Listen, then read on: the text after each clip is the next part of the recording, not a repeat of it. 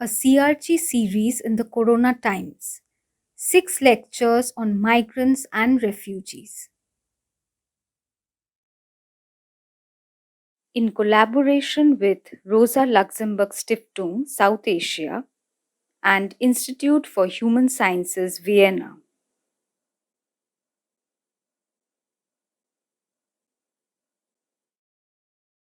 The COVID-19 pandemic has ushered in an era which, even without it, appeared as building on its inheritance of displacement, discrimination, and disparity.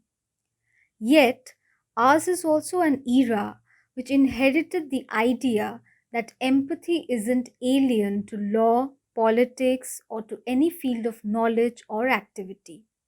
That in certain luminous moments, hope and history rhyme. The unprecedented scale of forced displacement, its growing catalysts, and the distress darkening it present immediate challenges for migrants and marginalized people all over the world. The 6 lectures in this series by Calcutta Research Group explore the conditions of migrants in the present day. They investigate issues of protection, vulnerability, neoliberalism, statelessness, international law, and ethics. Lecture 1: Global Protection of Refugees and Migrants, with emphasis on protection in the time of a pandemic. The speaker is Nasreen Chowdhory from the University of Delhi. Migration, whether forced or voluntary, is rooted in mobility.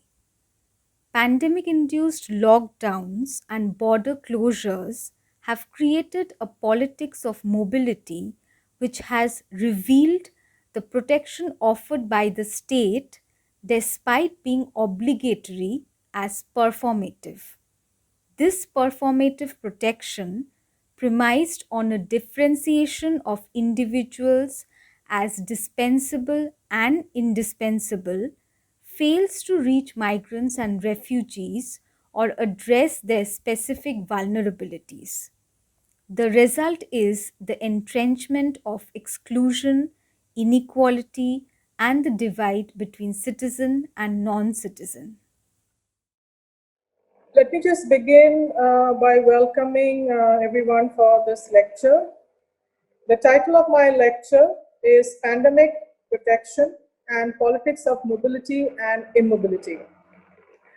I'm just going to read out the lecture. Perhaps that's the best way forward. So, human mobility has been an organic phenomenon prevalent through various phases of history from the ancient ages to the modern times. The discourse on migration underscores this significance of mobility across all population at all ages. Irrespective of whether the migration is forced or voluntary, mobility is the primary facilitating factor that enables migration of individuals. But the recent pandemic of COVID-19 has brought about a new politics of human mobility that has adversely impacted the dynamics of migration across the globe. As mobility and physical proximity are the key drivers in the spread of coronavirus, thereby the pandemic itself and the various governments throughout the globe have instituted restrictive practices and policies such as lockdown, partial or otherwise, border closure, travel bans, etc., to contain and constrain this all possible proliferation of the virus. These constraints on freedom of movement has precipitated an asymmetric impact on the migrants both in terms of livelihood and life. The ramification of restrictive measures is even worse for forced migrants like refugees and stateless individuals whose protection is conditioned by their mobility. The paper makes the observation that by curtailing or enabling the mobility of different segments of people without giving due regard to the specific vulnerabilities, the state is undertaking a performative act of providing protection to its population. Governance of the state during pandemic does showcase the state performativity or protection that transmutes to the politics of mobility slash immobility. This consequently reasserts the dichotomies of inclusion and exclusion, that is, who can access protection and who is denied protection. It creates a hierarchy of inequality where migrants and refugees transmute to potentially disposable bodies, while the citizen becomes the indispensable entity of body politics who is worth of protection that state has to offer. In this context, the paper or the lecture examines in which the pandemic has conjured a new politics of mobility and mobility that impacts migrants and refugees adversely. The paper will also discuss some of the specific policies related to India in this pandemic situation. So let me move to the first section. The first section reads as the state and the idea of performative protection. The existence of state is rationalized primarily by the duty to protect its citizen. The nasty, short, and brutish state of nature portrayed in Hobbesian Leviathan indicates anarchy and chaos prevalent due to the absence of state government that would protect and guard its population. The duty of the state to protect its people entails protection from both internal and external threat.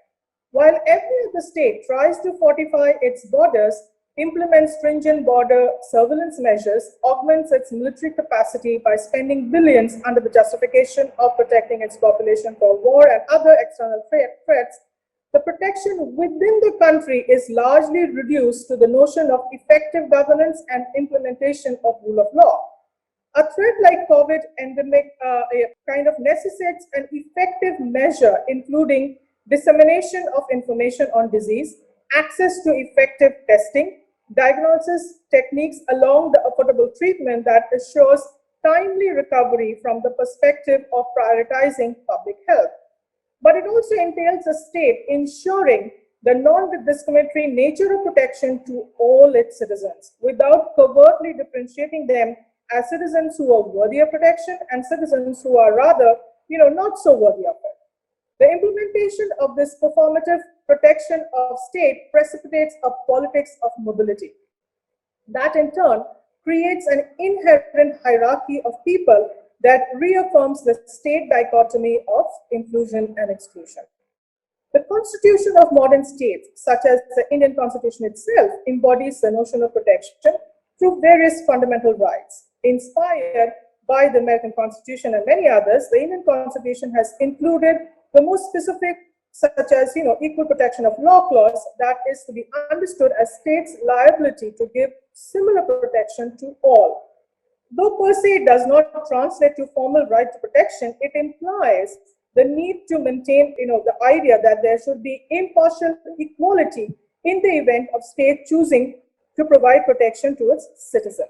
The dilemma in COVID pandemic is not that the state denies protection to its citizen. Rather, the state tries to perform this responsibility to protect, thereby leading to the hierarchy of varied degree of rights and an acute sense of discrimination that is experienced by its own citizens.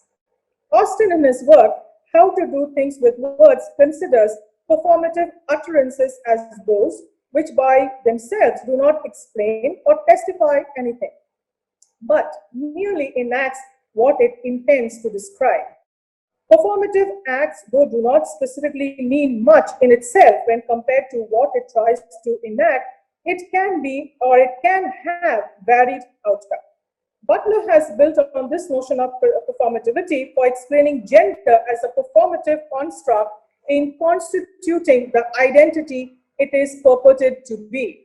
This notion of performativity being an enactment of pre-existing normative idea can be appropriated in the case of state behavior as done by scholars such as Campbell, Weber, so on and so forth.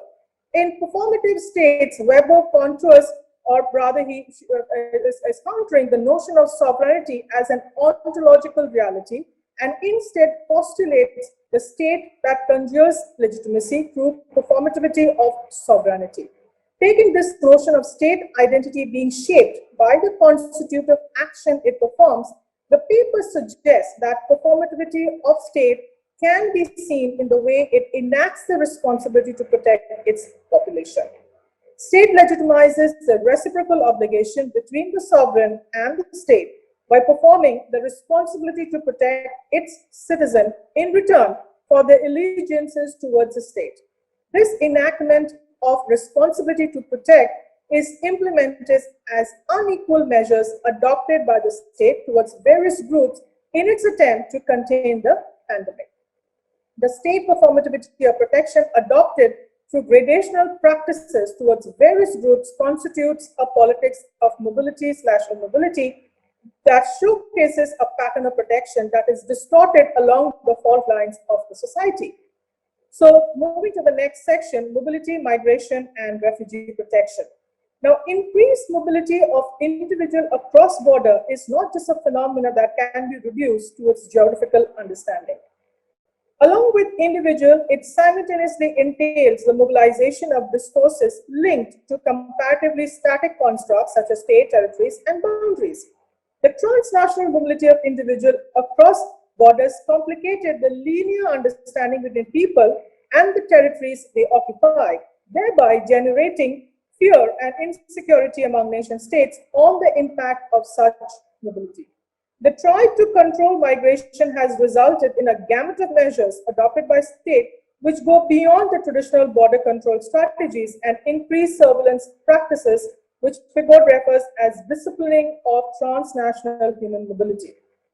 Such attempts showcase the effort to align the patterns and practices of migration with the interests and goals pursued by the state. These objectives of the state including preserving the status quo so as to not instigate obstruction to the autonomy and sovereignty of state in its control of its population. It also entails state assertion of its freedom and authority in determining who needs to be included and who can be excluded. Even those included citizens were subjects to the state monopoly of regulating their to and from movement across the national borders through a well-lubricated surveillance mechanism, enabling through documentary prerequisite like visas and passport. This also emboldened the linear hyphenation of an individual national identity with a single state. Mobility being pervasive phenomena that aided the sociocultural evolution of human being, there was a continued movement of people between states, causing the states to develop the narrative of non-citizen being outsider. Hence, transnational mobility of individual that enables their interstate migration pose a threat to the construct of homogeneous nation state based on uniform ethnicity, culture, and religion. The citizens were full-fledged members of body politic, whereas migrants were cast to the zone of being denizen or partial citizen, who were precluded from accessing the rights offered by the state.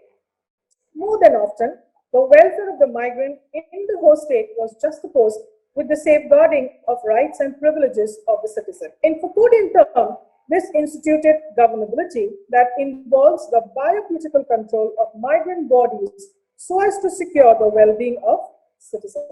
Hence, the restrictive migration policies brought about by the state to curtail the influx of foreigners should be seen as an exclusionary policies directed at non-citizens.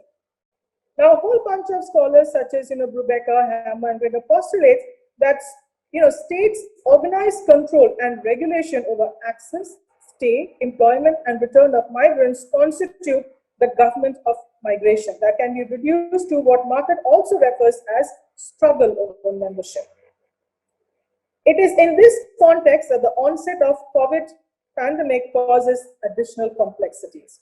The measures of lockdown and border closures, although prima facie, is an attempt to regulate human mobility, regardless of the underlying causes that necessitate the mobility, economic or humanitarian, so as to contain the spread of virus, eventually divulges the state's rationality of protecting those individuals that it deems worthy. It is this performativity of providing protection that state attempts to maneuver human mobility as a primary response to the pandemic.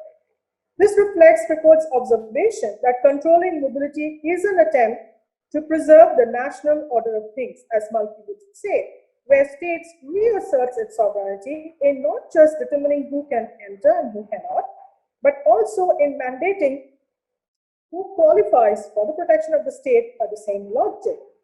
So the next section I will be discussing not only the performativity of this protection itself, but also the politics of mobility. So this section reads as Pandemic and Politics of Mobility. Creswell considers politics on anything to entail the social relation which is enmeshed in the production and distribution of power as an extension. The politics of mobility comprises of the ways in which mobilities are both product of social relation and are produced by them. Creswell explains the mobility as one of the principal resources of the 21st century, so much so that its differential and discriminatory allocation and distribution is instrumental in the production and perpetuation of some of the harshest disparity that we see around us. A similar opinion is postulated by Bauman in opining that mobility has emerged as the most coveted stratifying factor. As such, we can say that mobility is about individual capacity, not only to be mobile, but also involves constriction that can potentially maneuver one's individual mobility, which is somehow related to the idea of also livelihood. Now, as a person's mobility is what enables him in accessing his livelihood or sustaining his societal and personal relation, it is inextricably also linked to the constitution and reconstitution of power relation within the society. The statutory and the non-statutory provision intended to enable or curtail the mobility and thereby the partaking of individuals across various aspects of life ensures the disproportionate endowment of mobility along the pre-existing fault lines of class, religion, ethnicity, or even gender. So the question, therefore, that we are kind of forced to bring to forth is, how has the state invoked a politics of mobility during the pandemic so as to make this uneven landscape of mobility assert itself along the prerequisite or existing disparities in the society? The irony in the COVID situation is that the virus spreads from people to people without necessarily discriminating with respect to borders, territories, so on and so forth. Yet, what we find is very uneven, disproportionate responses by various states. The state brings in a gamut of provision which mainly emphasizes on restricting the movement of people so as to prevent the spread of the pandemic. Curtailing the mobility of people has therefore assumed to be the most central response of all states across, which means even globally. So the idea of partial, complete, incomplete, lockdown, or let's say even, in most cases, closure of border has been one of the quick and important responses to the pandemic. Within the countries, the idea was mooted on the basis of developing a very interesting concept called spatial conception and understanding the spread of pandemic by demarcating spaces to be corona-free zones and corona-containment zones, and limiting the interaction of the people between these two spatial zones or spaces, if you will. Various statutory restrictions were enacted to confine such individuals to the zone he was occupying at that moment, not because that would guarantee his protection, but more so that he does not become a potential threat or a carrier of the virus to the others. In a sense, these measures is also an effort by the state to showcase its attempt to provide selective protection towards citizens. But the differential measures adopted by the state towards various segments of its population institutes a somewhat gradational pattern of protection, which is dependent on pre-existing hierarchies of class, caste, and sometimes even religion. The domestic migrant working in an urban area of India were the first ones to bear the brunt of the measures, such as a lockdown that was promulgated internally within the country. Aforementioned fault lines of society is explicit in the absence of dignified life for the migrant labor in the country, despite of being rightful citizens. Rights of these labor are denied from time to time, and by the state and the capital establishment that had previously employed them as informal labor. The pandemic has elevated their situation to that of hyper incarceration. Their precarity was compounded by the restriction of mobility imposed through the lockdown, and that effectively curtailed any remaining means for them to reach back to their native place. The measures adopted by the national government, in this case India, to address the violation of restriction imposed on mobility were to enforce more stringent closures of state and district boundaries or borders. And furthermore, there were also the idea that there would be those who were violating would also be prosecuted. So most of the time, what we kind of notice is central government, for quite some time, after quite some time, released standard operating procedures, or SOP as a whole, for facilitating the transportation of these stranded migrants, which were opposed, and somehow they all wanted to move back to the native place because they had already lost livelihood and the security of the place where they were earning any kind of livelihood itself. So, however, what is interesting is to, and I'm not going to go too much into that because I'm sure most of you have kind of noticed it in the newspaper, but just to give you a snapshot of it, that they were prevented from moving out of the state in which shelter was provided. On a date much later, the central government released certain kind of statements suggesting that the stranded migrants would be transported to or would be allowed to move back to their respective hometown. Of course, incidentally, a lot of things had happened much before that. People had already started moving on foot, as they were called. Often the term that has been used is a long march. But the government of India did respond by having something called the Shramik trains.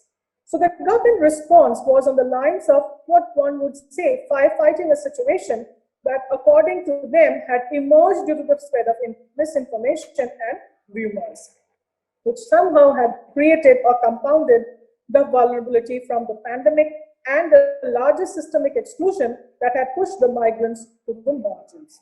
Certain states like, the big states like Uttar Pradesh, Madhya Pradesh, and so forth, in that context, what we find is the pandemic and certain uncertainties actually took quite a lot of toll. And so much so that they rolled out something called the temporary exception from certain labor laws ordinance was promulgated in 2020 after kind of cancelling 35 existing labor laws which were prevalent to the factories and manufacturing establishment. This ordinance is supposed to balance the monetary damage caused by broader macroeconomic scenario during the pandemic, but it does so at the expense of pushing the labor force to a situation of hyper precarity instead of protecting them. A substantive protection measures would have to be considered at this point to talk about, essentially the safety and provide some kind of safety in, and safe environment and some kind of basic amenities such as health provision and certain redressal mechanism in order to bring back this informal labor. Now, the government consent for mobility of these migrants were later followed up by explanatory circular that effectively stated that the stranded people did not include people who were residing normally in places other than their place of origin for work, function, and those who wish to go back to the native place. Now, what is interesting is that the government census report categorizes individual as migrant only if they are counted in the documented in the region that is their place of origin. So, in other words, what we are kind of seeing is certain degree of invisibility.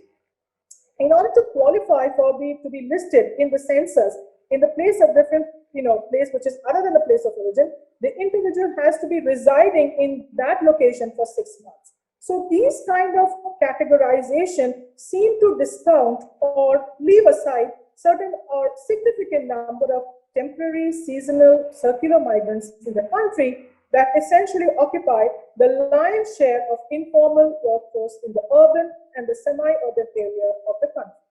Even though the census data may be symptomatic of the data on permanent migrant effectually and semi-permanent migrant partially, it is not indicative of the data of the temporary migrant. This category of temporary migrant, which include short-term seasonal migrant and circular migrant, are quite a lot of heterogeneous group including the low caste, the tribal populace, who often migrate from the native hamlet to the urban space in search of informal work. So therefore, what we are noticing is exclusion by, I won't say by default, but exclusion by certain kind of ideas that they have never made inroads. So they were never visible to begin with. So the usually precarious nature of their work elevates to the degree of hyper-precarity during the pandemic, especially for this category of the migrant worker. While the global north perceives this hyper-precarious or the migrant labor situation as one emanating from the interaction between neoliberal, labor market and a highly restrictive immigration regime. Now, when compared to the Indian situation, let's discuss how well is the global scenario, doing. The global scenario of mobile bodies like the migrants are habitually instituted and positioned along a continuum by the border regimes of nation states. One end of this continuum is occupied by legal immigrants who are perceived to be accepted by host society, whereas the other is occupied by the illegal immigrant who comprises the undesirable lot. Often the latter end of the spectrum coincides with the security continuum, where threats emanating from activities like terrorism, criminal activities predominantly are often showcased. This has caused the countries of the global north to adopt certain kind of managerial approaches to migration so as to curtail the potential risks associated with the undesirable immigrants. Even within the countries of global south like India, where intra-state migration is predominant, the mobility of the migrant labor puts them in a position analogous to the above-mentioned spectrum. The migrant labor in India is not a homogeneous category. The fault lines of caste, class, gender, and the diversity of the inherent skill set them in a place where they have something called hierarchies of labor itself. Those who belong to the lowermost of the hierarchy overlaps with the latter end of the spectrum, where undesirable migrants are seen as a liability for the state.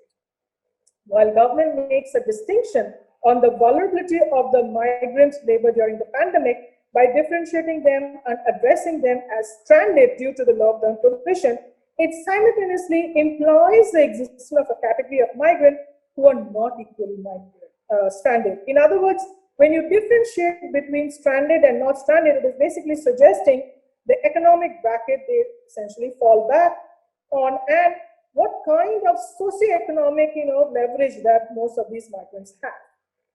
Such haphazard categorization does not acknowledge the diverse nature of migrant labor, which is often manifested in the politics of mobility, which is intended to either include or most of the time actually exclude.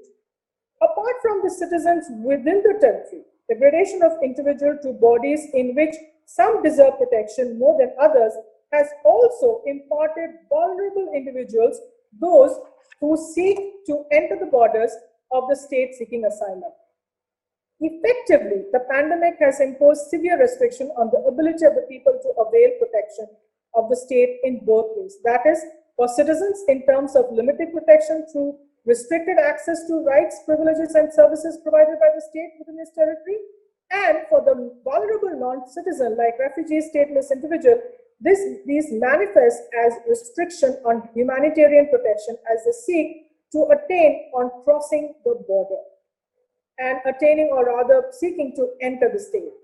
In the context of the pandemic, such individuals or individuals who seek to do so is often assumed to be the carrier of the virus and therefore a potential threat and therefore needs to be left outside.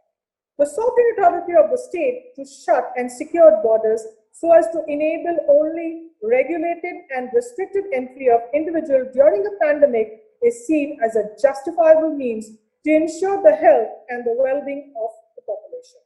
But such regulation ought to be in alignment with the principle of the global framework of refugee protection and international rule of law, as otherwise it can be challenged as has been the case.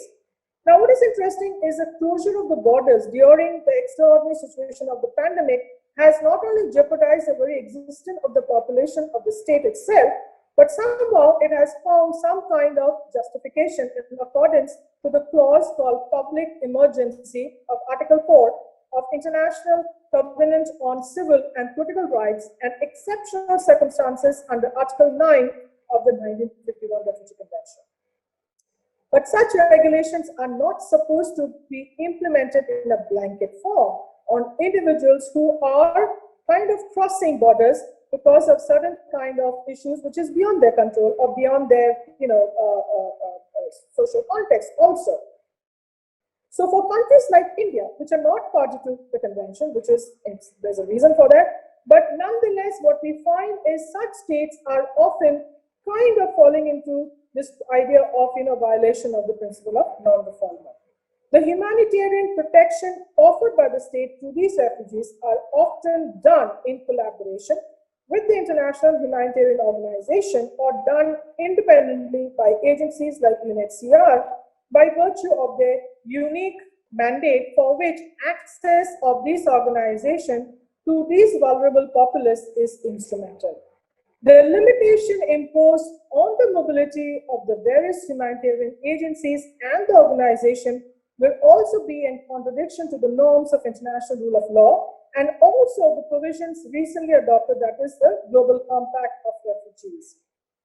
What we find is those a few refugees who are already within the host state should have access to, healthcare and information such as symptom prevention, control and spread, relief and associated pandemic. But the living condition of such refugees in camps is in a very disparate situation. So the idea of social distancing, sanitization, it kind of becomes quite problematic.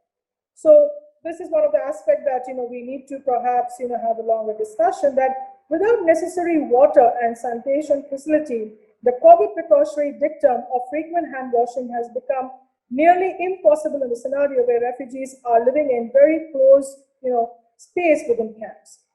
The exclusionary nature of performative protection provided to migrants basically flouts the principle of non-discrimination and human rights enshrined in the Global Compact of Migration, even though the compact itself is anchored on the principle of state sovereignty. In India, the migrant labor was arrested not for adhering to the restriction of mobility and undertaking journeys on foot.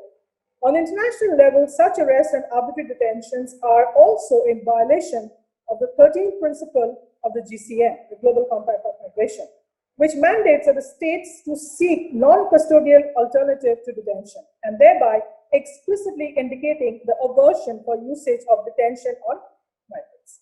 But the unilateral measures adopted by various nations showcase the affirmation of nation-state, determined world order, and the reassertion of each of its inherent socioeconomic fault lines in the wake of a pandemic. The politics of mobility and protection during pandemic has displaced the otherwise covert strand of something which is quite interesting, is ultranationalism, that has caused a stringent state control through surveillance, repressive law, radical populism, so on and so forth. Now, for a pandemic crisis where mobility-induced proximity of individual is a primary causative factor, the curtailment of such or the same mobility emerging as a principal response mechanism of the state was perceived to be fairly just. According to Brazil and Dorbus, the politics of mobility and immobility during pandemic does entail maneuvering a subtle poise amongst public health, maintaining the infrastructure of basic supplies and demands of capitalist economy. But the implementation of such responses mechanism exhibit certain kind of inequalities and asymmetric power relation of each society. Now, to come to the conclusion, the moral responsibility of the state to provide protection to its citizens during pandemic has resulted in state performativity of protection. While enacting this responsibility to protect, state have used the curtailment of mobility as a primary response mechanism. As mobility and physical proximity between people aggravates the chance of the spread of COVID, spatially aligned response mechanism was deemed appropriate to ensure protection of people.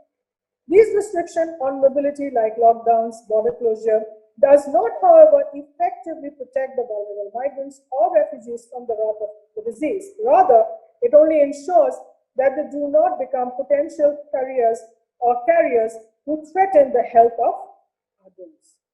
Normatively, protection framework from a public health perspective during the pandemic would have ideally comprised of dissemination of timely information on the disease, adequate testing mechanism for timely diagnosis, and access to affordable treatment that ensures recovery. Instead of opting for a blanket measure of curtailing mobility of all sections without due regard to their respective vulnerability, state verifies that it is merely performing certain kind of responsibility in a particular manner. This state performativity of protection has somewhat precipitated a politics of mobility immobility, which showcases differential gradation of its citizens into two categories, that is, citizens who are worthy of protection at the expense of others, and the citizens who are not so worthy. This reconstitutes a hierarchy of inequality where migrants and refugees become the perpetual outsider who are rather disposable at the outset of the pandemic. As rightly opined by Caroline M., that COVID response mechanism have conjured a contrast medium that amplifies and reveals the ills that affect our society. Thank you so much.